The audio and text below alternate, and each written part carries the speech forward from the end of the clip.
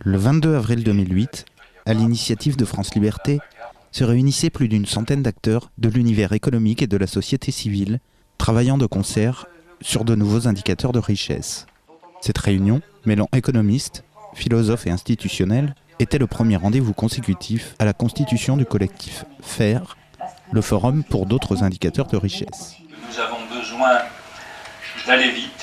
Je crois qu'il faut, dans tous les scénarios qu'on peut envisager pour résoudre notamment le problème du réchauffement climatique, celui qui me paraît décisif, c'est ce que les spécialistes appellent le scénario de non-regret, c'est-à-dire faire des choix tels que nous n'ayons pas dans 10 ans, dans 15 ans, dans 20 ans, à regretter de ne pas les avoir fait à temps.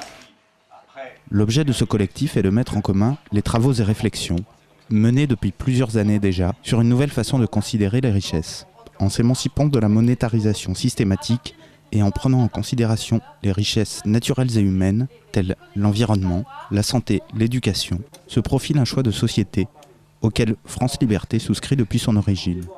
Il n'y a pas de possibilité de produire des indicateurs sans se poser préalablement la question des choix de société. Selon la présidente de France Liberté, Danielle Mitterrand, il s'agit avant tout de mettre l'économie au service de l'homme et non plus l'homme au service de l'économie.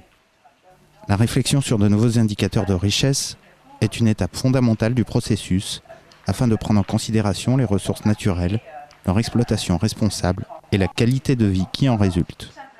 Cette perspective exige un changement politique et social radical, revendiqué amplement par France Liberté.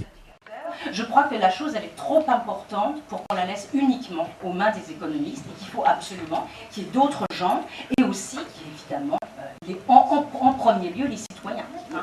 Premièrement, donc, n'oublions jamais d'inscrire ce travail que nous sommes en train de faire dans une réflexion plus générale, c'est-à-dire qu'est-ce que c'est qu'une bonne société, osons reposer le problème de la bonne société. Et puis deuxièmement, profitons de cette commission pour élaborer de nouveaux modes de participation, de nouveaux modes de construction de nos préférences collectives. Merci beaucoup. Midas avait fait le vœu de voir tout changer en or. Exaucé, il fut condamné à mourir de faim et de soif, puisque toute nourriture et toute boisson, conformément à son souhait, s'est échangée en métal.